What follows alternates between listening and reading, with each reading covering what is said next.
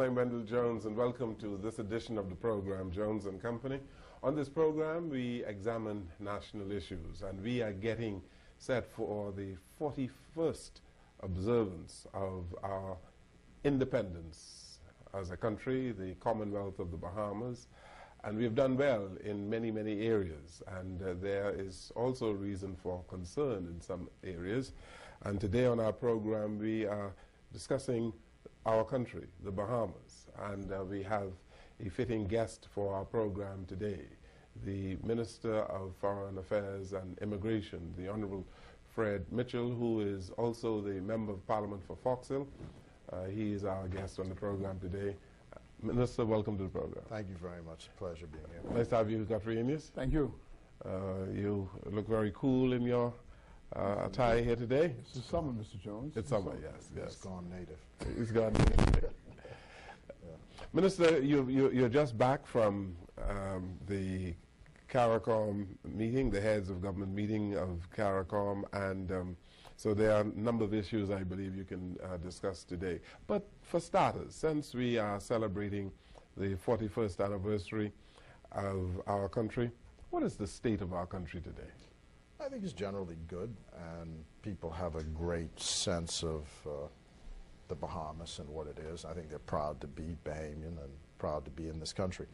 And so I wanted to start off by saying Happy Independence Day to all Bahamians. It's been a real honor to be around as a British subject before 1973, all the debates when I was in high school about whether the country could be independent or not, and then to actually see it, you know, standing between Cyril Stevenson and Eric Wilmot on the park in 1973, watching Sidney Poitier walk around the perimeter.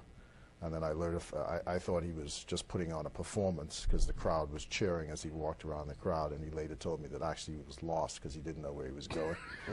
So a lot of fond memories, and it's just been an interesting time, the difficulties notwithstanding. Yeah, let me ask you, 41 years ago, I'm sure you didn't know where you would be today. Certainly you didn't know that you would be Minister of Foreign Affairs.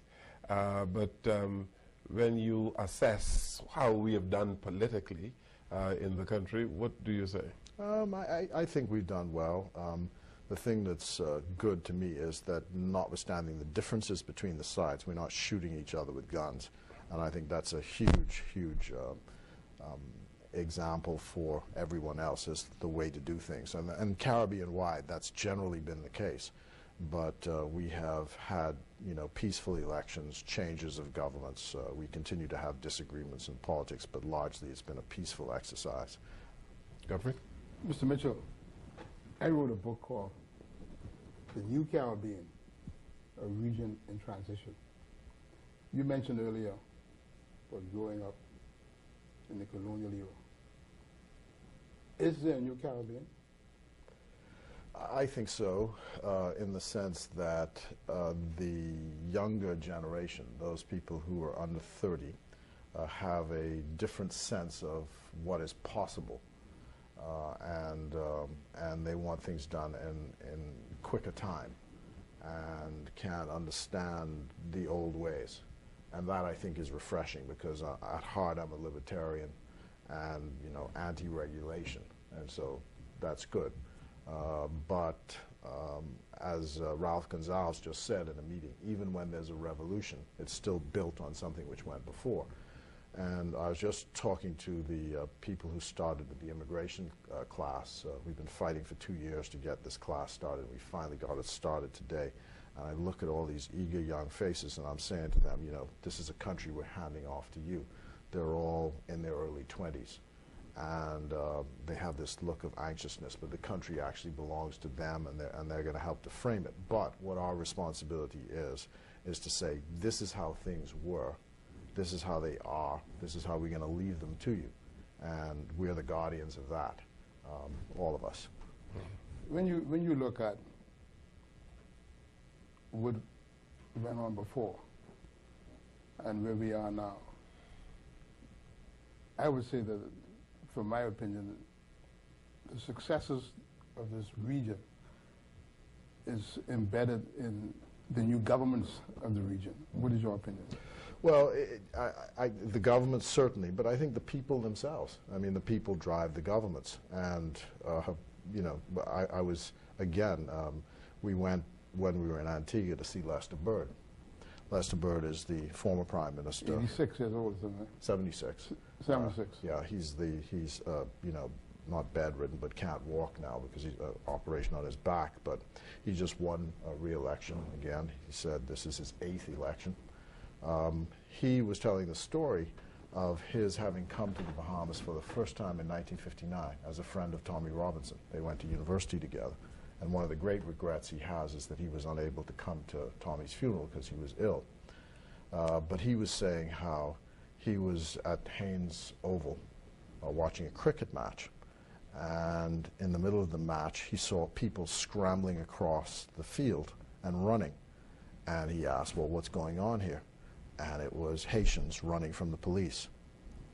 So there was some kind of, and I thought to myself, well, here I am now, the immigration minister, 41 years post-independence, and this is a problem which has been with us, well, we know it's before that time, but here's a real live situation where that, in some cases, is still happening today. So some of the old problems are with us, and what we need to do is to let the younger generation know that they don't have to invent the wheel, but it's their responsibility to actually fix some of these problems, because we're not going to be able to fix them. We can only manage them, and it's their job really to look at what is happening now and see how we're ultimately going to fix them. Minister, some would say that we're not doing a very good job in managing the problem.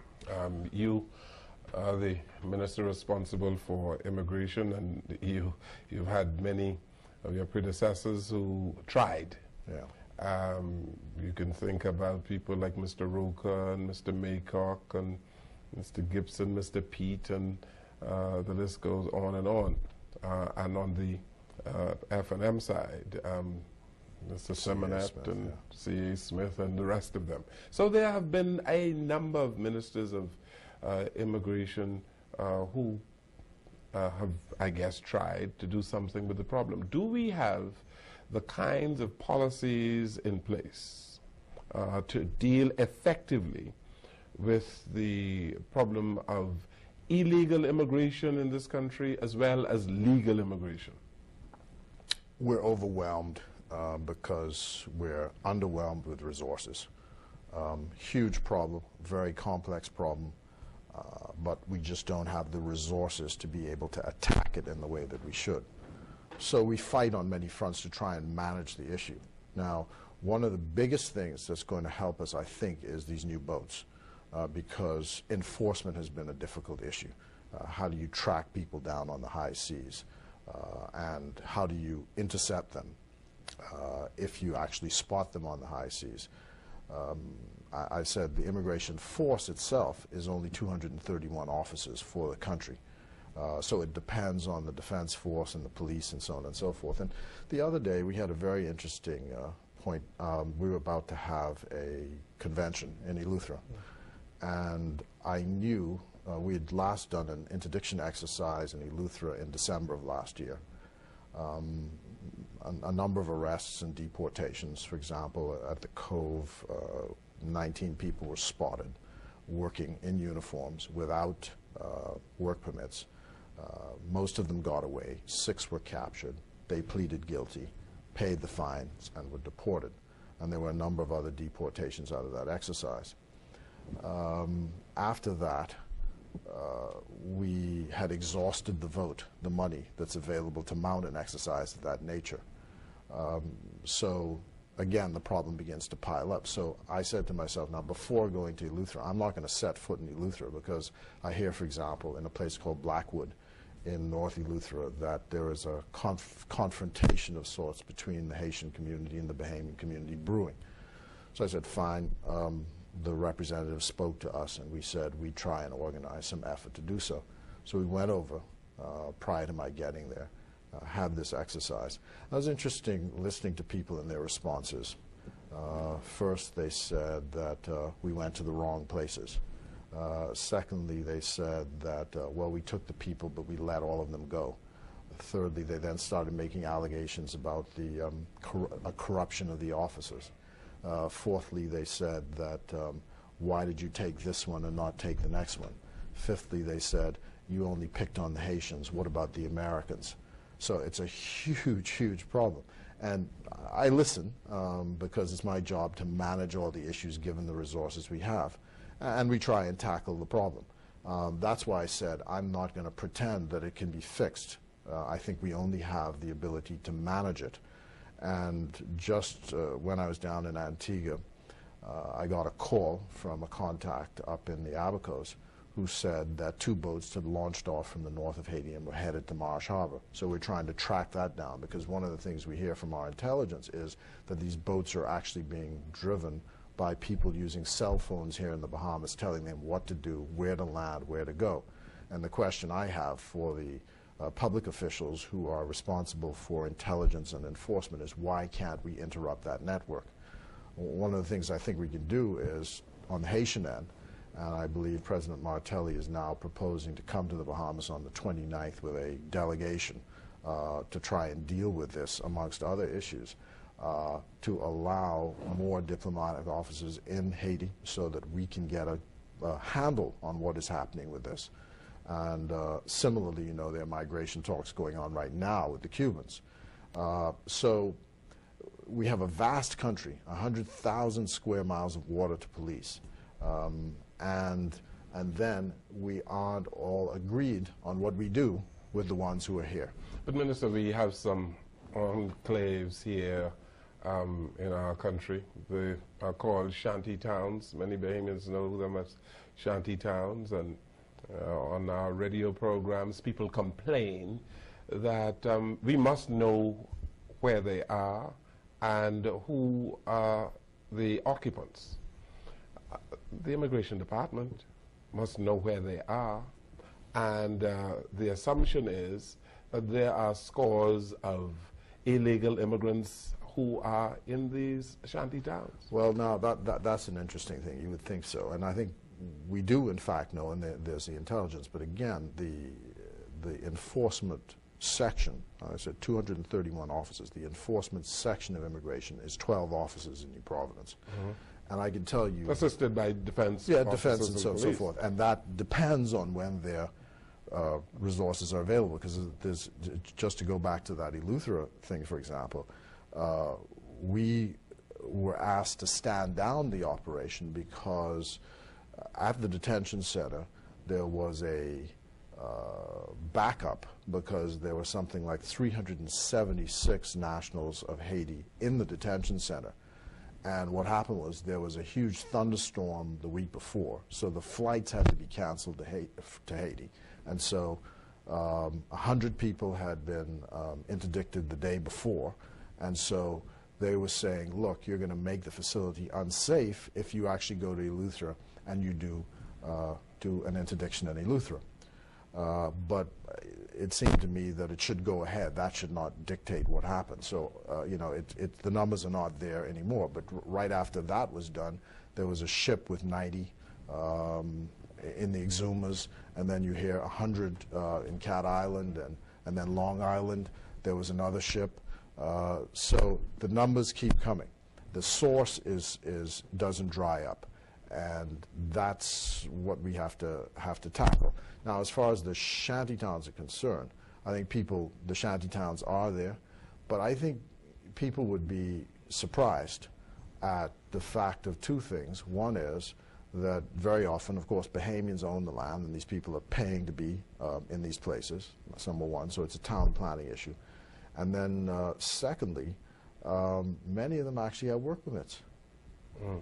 So you go and you do an exercise, and you end up, let's say, letting all but 10%, you have to release them, because it turns out they either have applications in or they actually have a work permit. But if you get 1 or 2 who are here illegally, you would be doing your job. No question, no question, and that's done. But, you know, as I say, it's resources, and the department does it every day, every week. I can tell you the new man who's in charge, he's stretched beyond his capacity, but every day, every week, for the resources we have. Wasn't this a problem which was foisted on the Bahamian people? I'll tell you why. On numerous occasions, when Wendell and I would talk to the late Paul Adley. And I remember asking Mr. Adley, when you all were at Marlborough House negotiating the Independence Constitution, was this matter raised? He said yes. But he said the British told them that it was something that they had to deal with. So you knew from 40 years ago that this was going to be a problem. Well, look, in 1972, when they were negotiating the Independence Constitution, I was a student in the UK. And I remember the Honourable Darrell Roll. Now, Honourable Darrell Roll was then Minister for Home Affairs. And he gave me a ride from the Dorchester Hotel, where he was staying, to the tube station.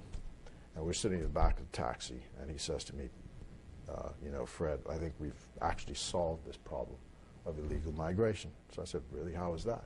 He says, well, the Constitution says, the new Constitution will say that unless your parents are Bahamian, you can't be Bahamian. And I thought, great, fantastic idea. The problem is that prior to 1973, there was no such distinction. Anybody born in the Bahamas was Bahamian. So immediately after the 10th of July, 1973, that changed. So if your family was here and 3 children born before independence, they're Bahamians. 2 children born after, they're not Bahamians. What did that do? The unintended consequence of that policy, which is now enshrined in the Constitution and which I dare say can't be changed, is that there is now a pileup of applications. Backlog. It's also created social discrimination. So it's fed this issue of us and them, and enormous problems, knock-on problems from it. So it hasn't really solved the problem. You created a problem. Exactly, a problem was created. But as I rather stated as an unintended consequence, because I think they believed that this was a way of tackling the issue. I'll tell you another problem. A young Bahamian of Haitian extraction told me that, you know, there's law that you can apply for Bahamian citizenship when you're 18, right? But before your 19th Right. birthday. He said that for 18 years you tell him he's a Haitian. And then all of a sudden, when he gets to be 20 or 21, he's Bahamian. So what is he supposed to think? Well, you tell him he's a Bahamian and you treat him as a Haitian. Yeah. And then, you know, you give him citizenship. He said... There's obviously a larger dialogue that has to go on with the community about this, but it's such an emotional topic you can't have a rational conversation about it because people are divided right down the middle. And what I tell people, you know, is I'm not an activist. You know, I'm the minister, so I'm the guardian of the policy which actually exists, and I have to manage it as best I can. So you try and deal with the applications. You know, kids who stop you in the supermarket who've been here all their lives. And the thing is, most people are lost about all the regulations and what you have to do and so on and so forth. So it is a problem. Now, what's coming is this. We've had a problem trying to verify birth certificates. Mm-hmm. You know, people say, "Oh, I was born in the Bahamas. My parents took me to Haiti." And I came back at a certain time. Yeah.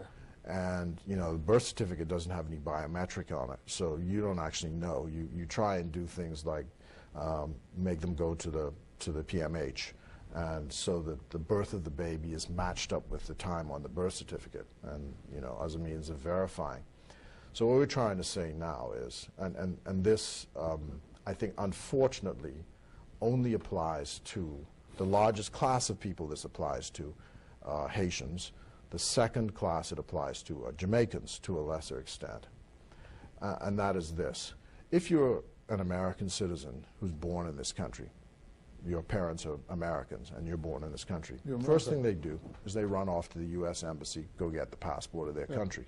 The Haitians don't do that, by and large. They should, because they should have a proper identity document. And we just got confirmed in Antigua that no matter where in the world you're born, if your parents are Haitian, you're a Haitian at birth without having to do any application of any kind.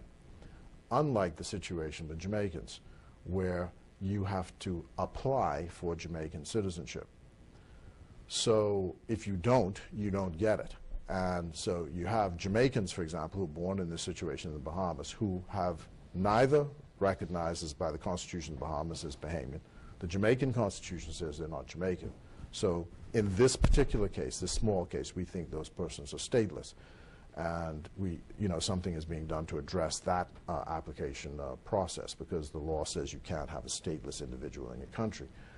But what should happen is that any person who has foreign parents, they should go to their embassy, get their passport of their country, and get a residency certificate to be in the Bahamas. And so that's the discussion we're now having. And we think that what this will do is, when the person reaches 18, there'll then no longer be any question about identity, because the person will have a record with the Department of Immigration for being in the Bahamas. Yes, but the Haitian national is not interested in that, Minister. You're the guardian of the people. You are there to ensure that the proper policies are in place. Obviously, we have a serious problem on our hands. Don't we need constitutional change in this particular instance? Well, I think that if you look at my work as an activist, I've said, and just telling you how the policy developed, that I think that that's the way to deal with it, is if you could get constitutional reform. But the fact is, as a practical matter, that's not going to happen. It's not going to happen. You don't think so? No, it's not going to happen. The society is divided, intractably so. The lines are drawn. You can't have a rational conversation of any kind on it without people descending into a shouting match and, who is more patriotic and who's unpatriotic. Because there's a phobia, isn't it? Some people do have a phobia, but some people also have a legitimate belief that the Bahamas should remain the way it is. Notwithstanding the evidence, of course, that migration is a natural state of man, and it does help a country because it strengthens a country at the end of the day. But governments are supposed to get in these issues and these thorny issues and sort them out, and so that we can have orderly development. Obviously, successive governments have not been minded to do that. Yes, but you know how these issues are. There are a couple of issues. Death penalty, Haitian nationals, LGBT. You mentioned those words around here, people go ballistic, and if you start talking about immigration reform, you want to help the Haitians and you trying to destroy the country and you're unpatriotic and it's just a shouting match. So in terms of a lot of the policies, just looking at, and I think this is Caribbean-wide, I think that governments have to manage these problems. I'm not saying in secret, but you just have to proceed to do it in the regulatory fashion that does not require going to Parliament or making some proclamation or change in the regulations. But you should educate your people and bring them along, right? You should, no question. I think that's why I'm saying we're going to launch a discussion with the leadership of the Haitian community, because what we found out, and I think this was to our detriment in 2007, is the FNM decided that the Haitian community was key to whether you won or lost a general election in this country. And they went after that demographic to our peril. And I think we rediscovered that fact in 2012. And so it is finely balanced the way one has to approach it. And so there's no other choice but to actually manage the issues. Okay. Godfrey has a question for you, but we have to take a break. And we will come right back. Fred Mitchell, our guest on the program today, is the Minister of Foreign Affairs and Immigration, and there are many issues we can speak to him about today. But we'll come right back.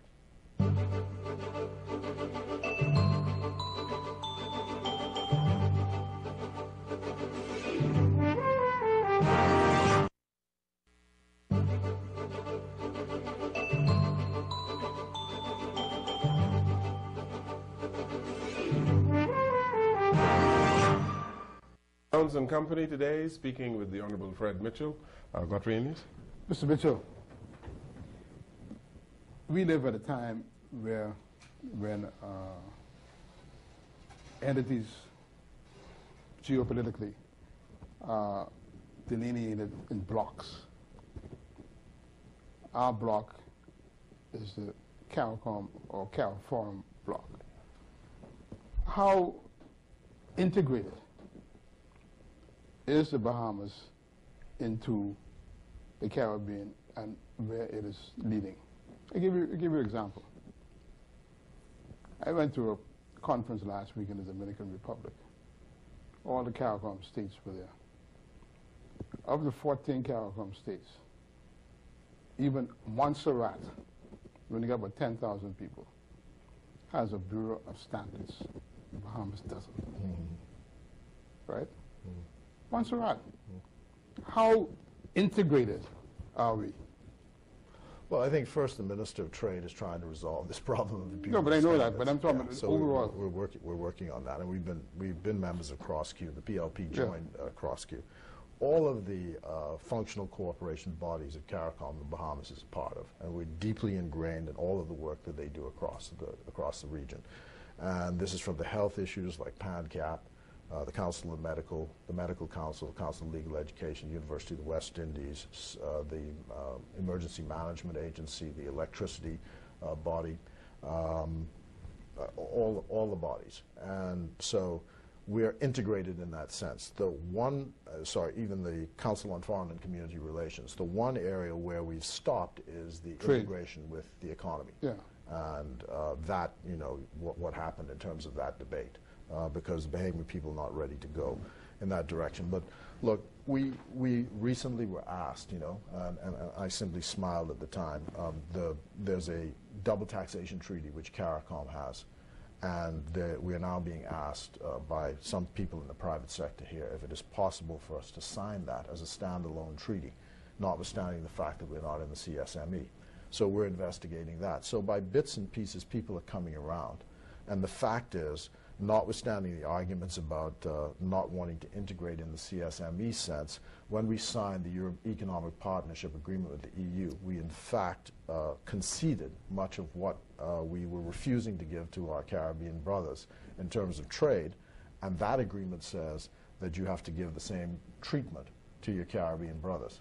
Talking about the issue of trade, I'm a little bit older than you guys, but I can remember Woods, Rogers, the whole area being littered with Ragged Island boats and other family island boats.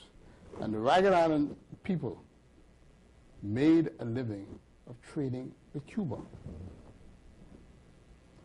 When the embargo came in, that trade stopped. And I believe that also coincided with the decline of Ragged Island. Also, when I was a boy, there was a fantastic trade between the Bahamas and Haiti. There were fruits, vegetables, and rum and all these kind of things, right? Both of those provided substantial income for people in the southeastern Bahamas. Well, I think you're superintending a process now that will hopefully bring that back around. The problem is we've not been able to have the institutional culture of the Department of Agriculture to concede the fact that the policies need to change. Now, as I said in the earlier intervention, on the 29th of this month, the Haitian president is likely to lead a delegation which will also include business people. And I think the Prime Minister is now determined that he's going to get to the bottom of why we can't get this phytosanitary agreement done between Cuba and ourselves and between Haiti and ourselves. So I'm confident that that's going to be brought around. With trade in the Caribbean, we traded with Cuba, we traded with Haiti. Dominican Republic? Yes, and you don't see that level of trade. Rather than it increasing, it declined. It declined, and in some cases, non-existent. Well, look, I mean, so many things have declined. In my first life, I was a broadcaster, and I started out, my first job post-university was as a producer for the weekly agricultural program on radio. So I got to travel around the country, see what they're doing in agriculture. And I remember, you used to be on the program, Primary Producers is what it's called. And I remember one of the programs was on the fact that the Bahamas was self-sufficient in pork production. And this was 1974, 75, somewhere like this. That's not so today. We import everything, everything. And the whole region has that issue. Even Cuba has that issue, is that agriculture has largely collapsed.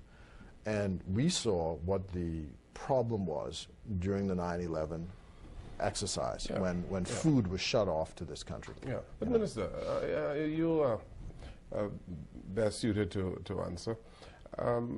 As the Minister of Foreign Affairs, do you think Bahamians are serious about trade within the Caribbean? They want to trade within the Caribbean because there are a whole lot of Bahamians who really do not feel any affinity to the Caribbean, and they really believe that we ought to be tied to North America.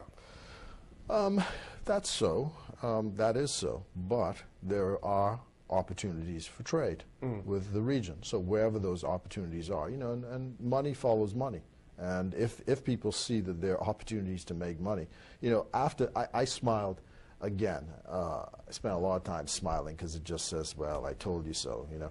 After the CSME debate collapsed here in '06, I think a couple of weeks later, the Trinidadian government announced that it was coming to town, and they were having a meeting at the British Colonial, and they were giving out grants of $100,000 for projects to be done in the Bahamas, and the place was packed. The very same people who only the week before they said, you know, these West Indians, we just get them out of town and so on and so forth. But, you know, once money was giving out, you know, people are present. So what I'm saying is, once there is an opportunity to make money, and people are, in fact, engaging in trade with the region, then it will grow. The Prime Minister spoke to Kamala Besessar, who is the Prime Minister of Trinidad and Tobago, about the possibility of synergies between Caribbean Airlines and Bahamas Air. Right now, if you want to get to Trinidad, you have to traverse through Miami. If you want to do it in a day. Or go Copa. Or you have to spend the night in Panama or spend the night in Kingston. Now, there's a flight which leaves from Kingston at 12:30 every day, which goes Kingston, St. John's, Antigua, Barbados, Trinidad. And when you get to Trinidad, by that time it's about 8 o'clock in the evening. There's an onward flight around 9:30 to Guyana, and there's one around 10:30 which goes to Suriname. If we could get that set up correctly so that you're able to leave Nassau at 8 o'clock in the morning, go to Kingston, catch the 12:30 flight, you could be able to do that all in a day. And I believe that if you feed the route, you know, the movie Field of Dreams, if you build it, they will come. I think that's what you have to do. And musicians, I tried to persuade, for example, KB. I said, look, you know, your music would be a great hit in Trinidad. You have a market here in the Bahamas of maximum 350,000 people. If you add the tourists, several million. But we don't market sufficiently to the tourists. But Trinidad's got a market of 1.75 million people that's open to you. So that's the kind of thing I'm thinking, is you help to build it. And the fact is that the ruling class of this country, the people who actually created the Commonwealth of the Bahamas as we know it, are in fact the sons of the artisans from the West Indies. And they continued with those interchanges and exchanges. The people who went to university at the University of the West Indies continue to go there. And as long as people travel, as long as you have CARICOM and these exchanges through these bodies, you're going to have Bahamians interacting with people in that region. And anytime you have interaction, you have trade. Minister, in recent days, there was a report coming out of the State Department on the investment climate in the Bahamas. It has caused some problems, I believe, with some people. Our Deputy Prime Minister, I'm told, met with the American charge d'affaires and spoke about it. What is your take on this report itself? How do you describe that report on the Bahamas? Well, my view is consistent with the Prime Minister's public statements about it, concerned about the inaccuracies and concerned about the impression it gives of adopting what appears to be propaganda from the other political side in the country. It is something which offended many Bahamians when the WikiLeaks reports came out. And again, it appears that American diplomats had uncritically adopted the propaganda lines of the other side. And so it made it appear that they were weighing in on one political side in the country.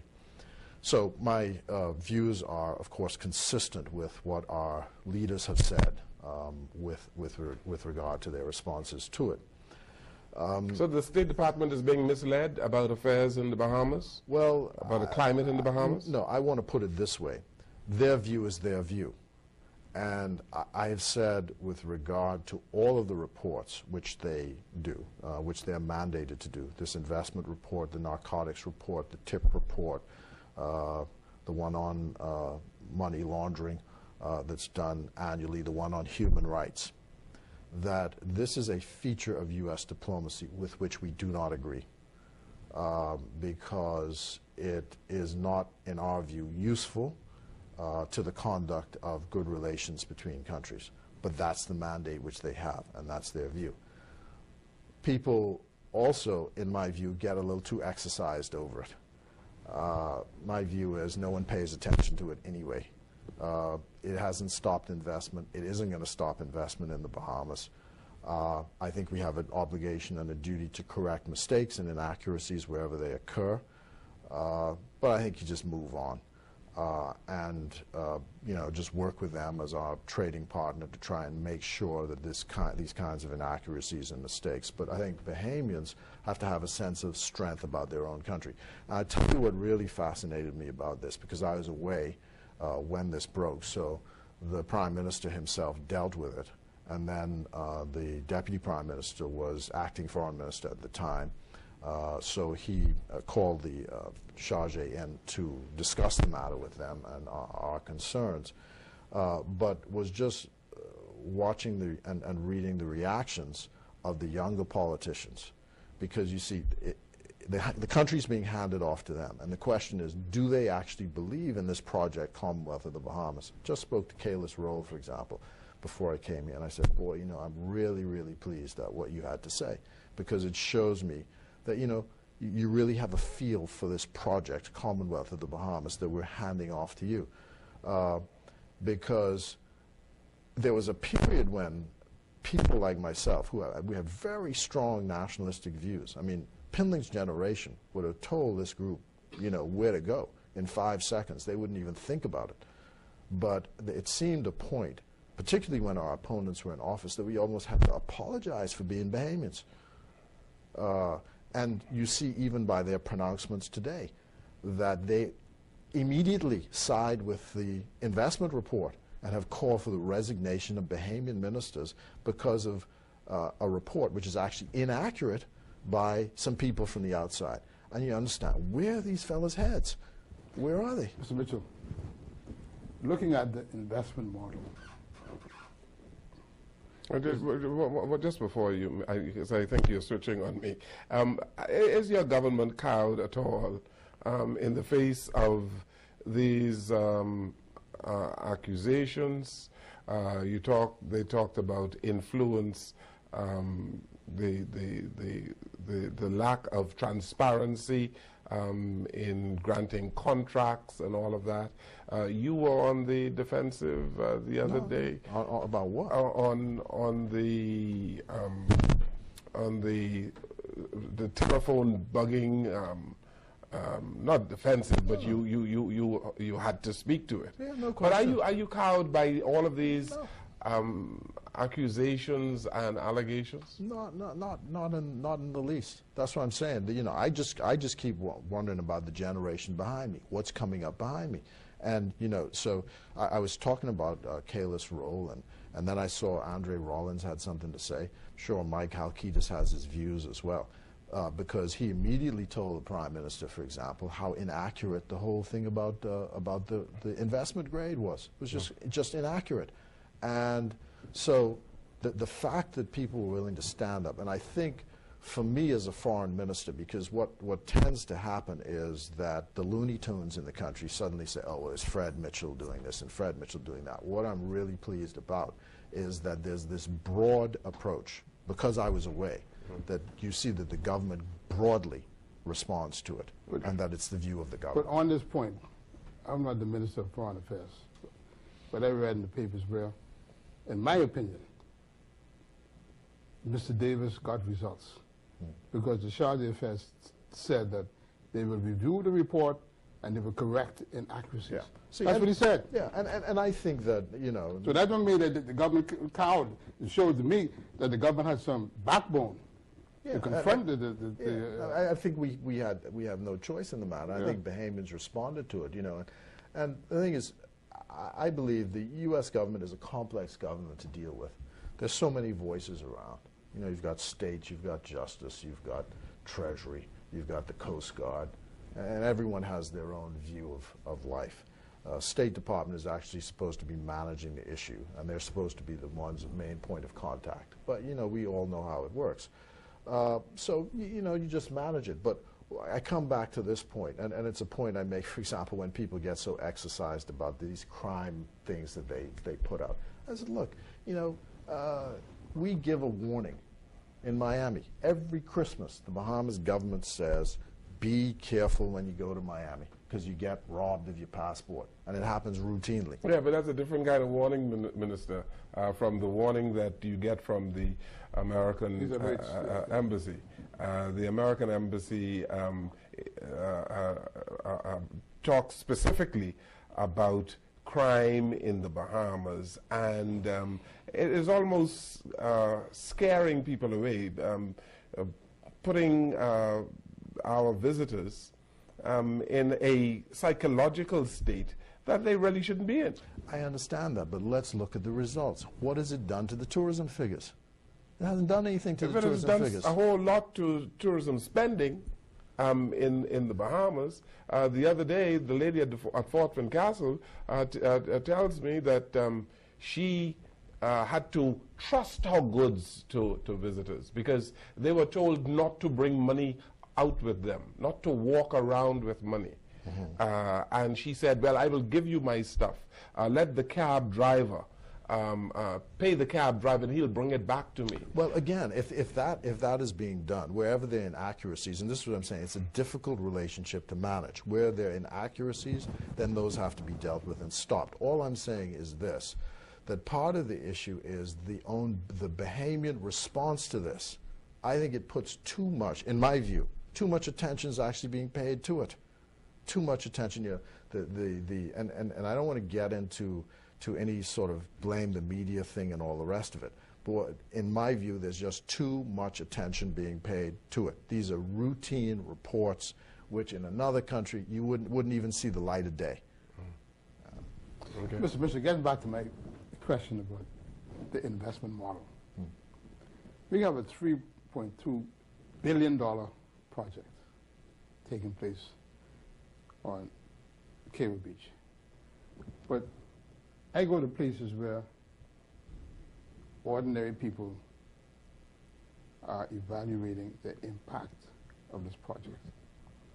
And they say that all this money being spent, but they don't feel it. Yeah, well, I'm fed up with that. This model, Mr. Mitchell, ain't working. Yeah. I wouldn't go so far as to say it's not working. I mean, we knew what the issue was going to be as soon as you had that high labor content of non-national labor.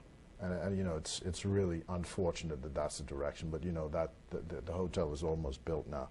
You know, and I think when I was giving my budget debate, you know, I said that one of the things that concerns me is that if you look at all countries and the way employment actually works, it's construction that really drives the spending. Right. And that project hasn't supplied that liquidity no. amongst the spending class. No. And the spending class is the 18, 19, 20, 21, 22, 23, 24, 25. And I'll tell you, I gave the example of go to Marsh Harbor on a Friday afternoon when the boat comes with the hundreds of workers from Baker's Bay, yes, right? And they have money in their pockets. And if you want to see spending take place, you go to Marsh Harbor on that Friday afternoon. Go to Bimini. I've been to Bimini. And you see the and you see the young guys, young people in Bimini working. That makes a difference. Right. So not many Foxalians have gotten jobs in the construction industry on that place. Not at Bahamas, but they've worked in Bimini and they've worked in Albuquerque. Yes, yeah. No question. Yeah. Yeah, we got our share.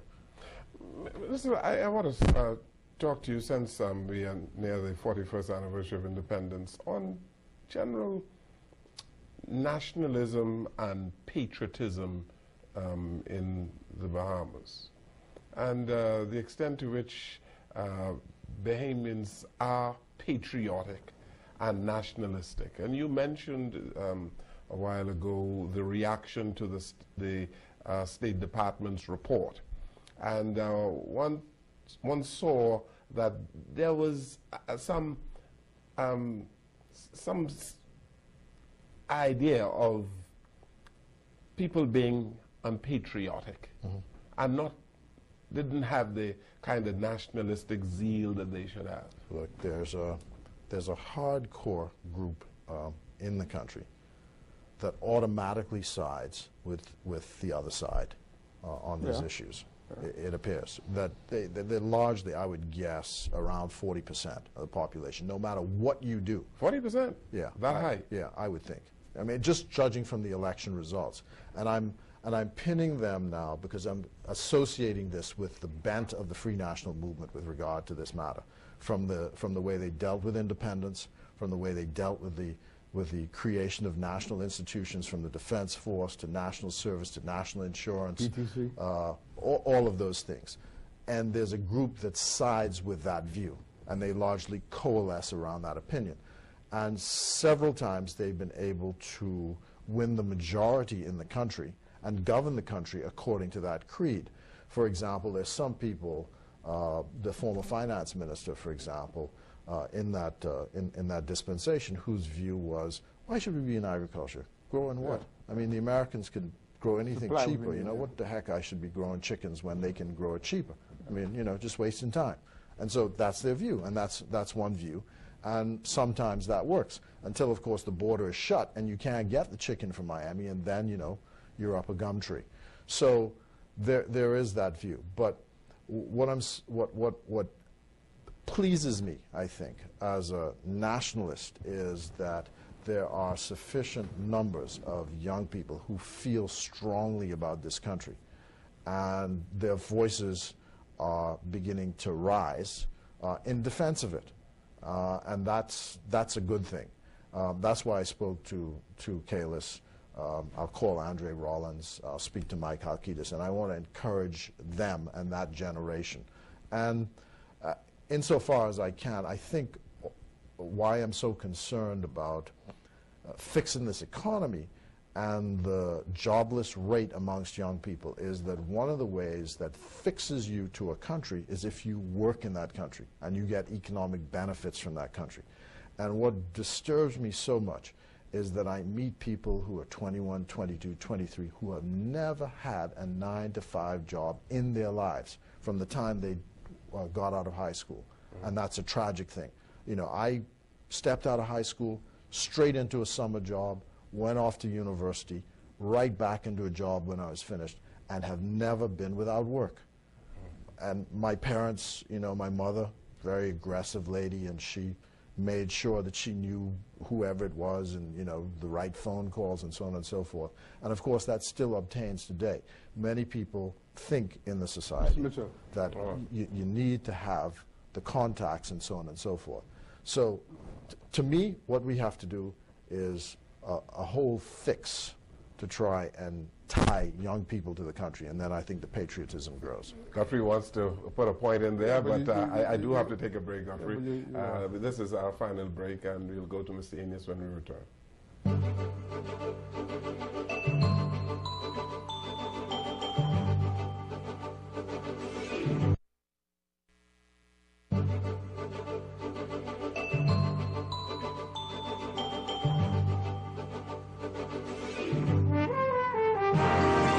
final few minutes of our program, Jones and Company. We go to Godfrey. Mr. Mitchell, do you think at the political level, you gentlemen have done a good job in educating the Bahamian public regarding the realities of a 21st century world in which we live? We have been governing this country, Mr. Mitchell, on a model which was created in the 1950s. And we have not diverted from that model. Hence, we have this almost intractable problem of employment. So, to extricate ourselves from that dilemma, we almost have to reinvent our economy. If not, we're going to have this group of frustrated young people because we're on a two-track economy of tourism and financial services. And as a result of that, parents, Mr. Mitchell, are telling their children, do not come back to the Bahamas. Well, the first I want to say is it's gentlemen and ladies. Or gentlemen, sorry. It's not just, I want to get that in quickly. I'm not sure it's the model or the system that's the issue. And I don't actually know where to begin. But it seems to me ideas in this country come fast and furious. It seems to me there's a lot that still can be obtained out of the tourism sector, out of financial services. It's clear agriculture has to be the key to what we're doing in the future. But there's something else which is off to me. And I gave the story of how it has taken us 2 years to hire 40 immigration officers. And that has to do with the public administration of this country. It is the most frustrating thing. And when we looked at the Economic Commission's report of CARICOM, it says that for someone to go into business in the Bahamas, it takes 182 days from the first application till the time he opens the door. This is just unacceptable. Yeah, so you have to re-engineer the government. We have been running the Bahamas on the colonial model in the 21st century. That's why the public service is as it is. Well, if that is so. It needs reform. If that is so, Mr. Enos, Mr. Mitchell, successive governments over the last 20-odd years have not been doing what they ought to have been doing in re-engineering government. Yes.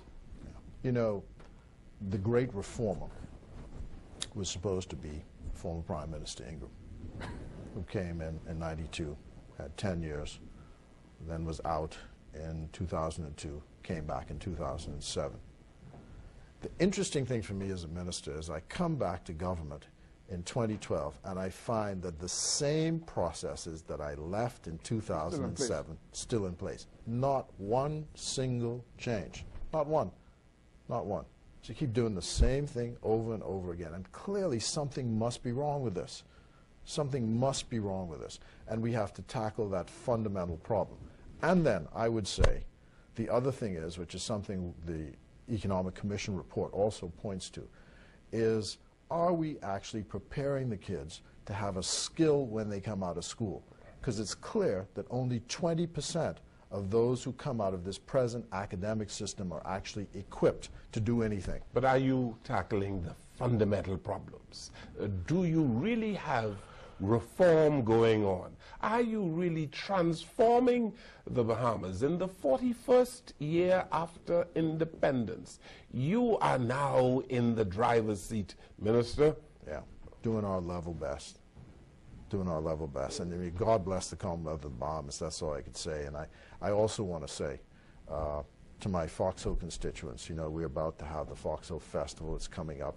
We're going to commission a monument to the people who were killed in December. And These are struggling, hard-working When are you people. going to do that? We hope to do it Foxhole Day, Okay. which will be the 12th of August. So, you know, but as I say, I like this kind of discussion. I hope it takes the debate further.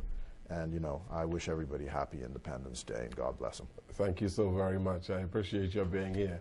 And I need to tell our public that you came here at very short notice, and you make an excellent guest always. Thank you so very much. Thank you. Thank you, Godfrenius. Thank you. Happy Independence to you, Same to Mr. you. Mitchell. Happy Independence, everyone. Good evening, everyone.